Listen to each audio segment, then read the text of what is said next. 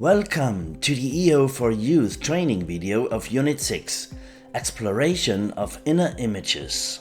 Inner images are mainly used to visualize the complex internal situation of people, their emotions, their feelings and their thoughts about a specific concern. It does so with symbolic materials that are arranged by the clients themselves. Before explaining the steps of the counseling session, the practitioner is going to introduce the materials which are used for the inner images exploration. The following interpretations of the materials are open and up to the client themselves.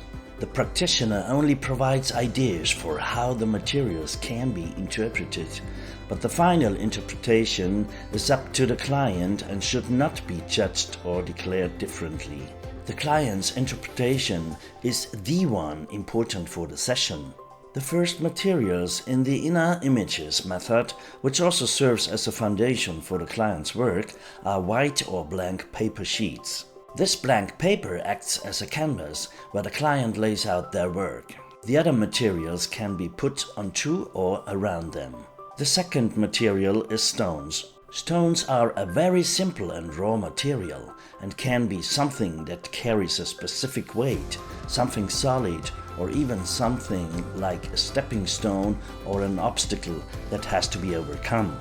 Different from the stones, we also have light feathers. They can be interpreted as something soft, warm, or something fluffy and light. The fourth material is sand. Sand can also have various interpretations. Something that flows through your hands and can escape your grasp, something that only lasts a short time. Afterwards we have cotton wool. This is often compared to the feathers, but can also be interpreted in a very different way and with different meanings. Usually it represents something unclear or cloudy, something that is hard to understand, define, or grasp. Furthermore, we have barbed wire or thorns as material. It can be understood as something painful they know or have experienced, something that hurts the client, something they feel uncomfortable with. We also have golden stones or gold nuggets. This represents gold and can be something precious to the client, something they hold very dear, or even an achievement or success they have experienced. It can be something valuable to them, something they desire, or something important they lost. And last, we have cat litter, representing shit. Shit happens. It can be interpreted as something the client does not like, is uncomfortable with, or thinks of as something worthless or bad. As mentioned before, keep in mind that these interpretations are just suggestions and the clients themselves decide on the final meaning. Before any counseling or discussion takes place, the practitioner welcomes the client, holds an introduction between them and builds a safe space for the client to share their concerns and thoughts, assuring the client of anonymity. To start, the practitioner first asks the client what their issue or concern is, which they want to work on in the session. This concern should be summarized into one specific sentence, headline or phrase. After defining the issue, the counselor explains the different steps and materials of the intervention to the client. If the client has no more questions regarding their current task or the materials, the practitioner leaves the room to let the client to lay out their arrangement of materials. The client's task is to lay out their concern using the materials, reflecting about their issue and everything related to it. Once the client has completed their arrangement and is ready for the next step, the practitioner asks the client to explain their work.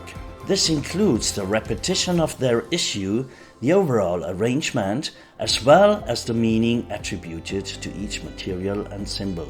In this phase of the session, the practitioner only listens to the client and does not comment or ask any questions.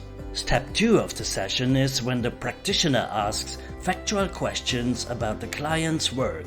These questions should not include any interpretation or biased and personal comments. The questions can be something like, "I did not hear what you said about this symbol," or "What does this symbol represent again?" In step 3 of the session, the practitioner presents the perceptions they made during the client's explanation of their arrangement.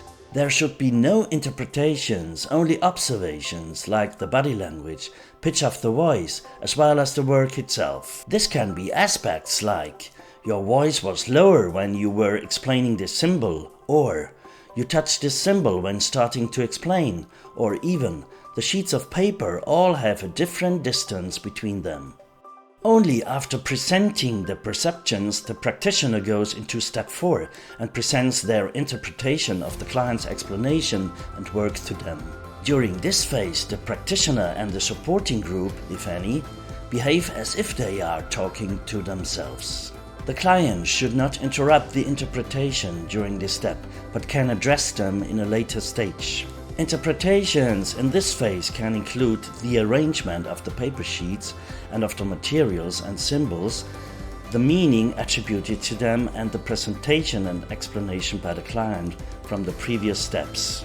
The counselor should further consider if there was a special meaning attributed to specific symbols, or if the client interacted with specific materials while disregarding others. Finally, during step 5 of the session, the client talks about their own perception and opinion regarding the interpretation. They can talk about what they thought was something they agreed or disagreed with, or an aspect they did not know about themselves. They can also add information or perceptions about themselves they noticed while presenting the arrangement. It is important for the client to feel safe and not feel like they need to defend themselves during the session. Afterwards, the client can add or remove symbols from their work or change their arrangement again if desired. Once the changes are made, the practitioner asks the client to identify their concern in the arrangement they made. They should detail the connections between the specific symbols representing their issue as stated in the first step and the other symbols in their arrangement. During the client's explanation, the practitioner is actively listening to them, only afterwards trying to discuss and identify the concerns and problems with the client. At this stage, the practitioner asks the client if they want to work further on the identified issues in this setting. If the client wants to continue working on this in this setting, the symbols can be interpreted further. Sometimes the practitioner sees things in a different way and can share their opinion. This could help the client in tackling their issues. If the client agrees and has the will and the capability to solve this, the practitioner should help find solutions if possible. Some issues might have even been resolved already without the client actively realizing it. Other times, concerns need to be discussed again at a later date to fully resolve them. As a last step, the practitioner should agree on an action plan with the client. This includes specific actions to be implemented in the next few weeks to tackle the identified issues. Sometimes this step is not necessary. This depends on the setting of the intervention. Each intervention might have a different result or outcome, depending on the concerns and interests of the client. The practitioner should always listen closely to the client and find out what they want and need to resolve their concerns.